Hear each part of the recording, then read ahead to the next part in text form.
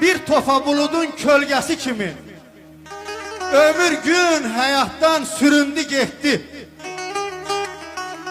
Şeytanlı dünyada əməl dəftərim nə qədər günaha büründü getdi. Bal yedim içində zəhəri varmış. Güldüyüm gülüşün qəhəri varmış. Ailələ ömrü yaşamağın təhəri varmış. Gec bildim, yuxu tək göründü getdi. Nəfsə xidmət edib üzmə bu canı. Namaz qıl, oruç tut, Allahı tanı. Bir gün soruşarlar, Muratxan hanı, deyərlər torpağa gömüldü getdi. Allah ustadımıza da, sizə də sağlıqlı, sihatlı, namazlı, niyazlı, zikirli, şükürlü, gözəl ömür ihsan eləsin. O Molla Muratxana da, sizlərə də, onun bayasında.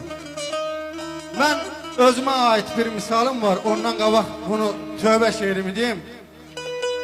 Alqış yıxan öy, qarqış yıxmıyor, sizə qurban olun. Bu alqışdan mənim başıma ələnlərdən qalmıyor. Özümə ait bir misalım var, onu çəkəcəm. Deyir, oxuyub dindən, bilsən də şəriətdən, danışdın qanacaqdan, hey mərifətdən, aya nə günahlar da işlətdin xəlvətdən, kəsər başın arvat, öydə an ispi, gecə deyil, tövbə eylə an ispi.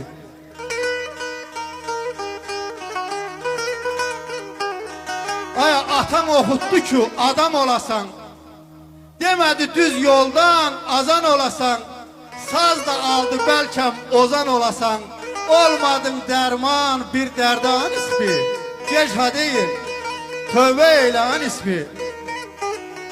Düşdüm çöllərə qaynayıb pişməmiş, üşüttü soyuq canım isinməmiş, aya bir anan qalmışdı səndən küsməmiş, o da küsər belə getsə an ispi, gecə deyil, eylə tövbə an ispi. Özümə ait bir misalımı deyim. Bir gün Molla Nəsrəddin uzaq bir yola çıxır. Verini veşini yığır, gedir. Yolda o qədər gedir, suyu, seli qutarır, dili dodağı quruyur. Deyir, ey Allah, keşke imam eşqinə bir balaca bulaq olaydı, mən oradan bir su içeydim. Biraz da gələndə görür, irəlidə bir güvənlik var.